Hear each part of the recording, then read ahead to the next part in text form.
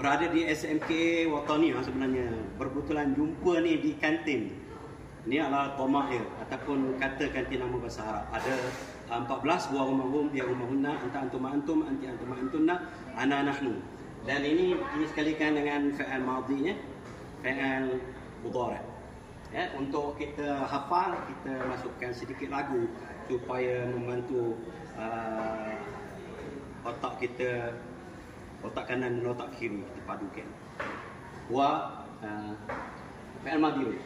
Wa fa'ala huma fa'ala hum fa'alu hiya fa'alat huma fa'alata hunna fa'alna anta fa'alta antuma fa'altuma antum fa'altum anti fa'alti antuma fa'altuma antunna fa'altunna ana fa'altu nahnu fa'alna huwa huma hum hiya humma hunna anta antuma antum anti antuma antunna ana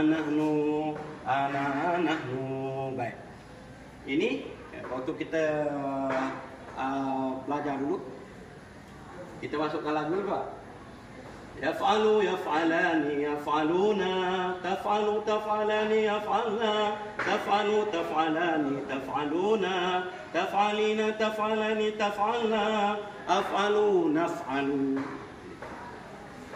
fa'ala fa'ala fa'ala fa'alu fa'alat fa'alata fa'alna fa'altum fa'altum fa'ala fa'ala fa'alu fa'alat fa'alata fa'alna fa'alta fa'altuma fa'altum fa'alti fa'altuma fa'altunna fa'altu fa'alna.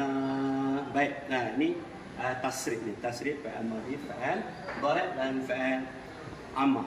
Jadi kita masukkan sedikit unsur lagu untuk mudah kita ingat.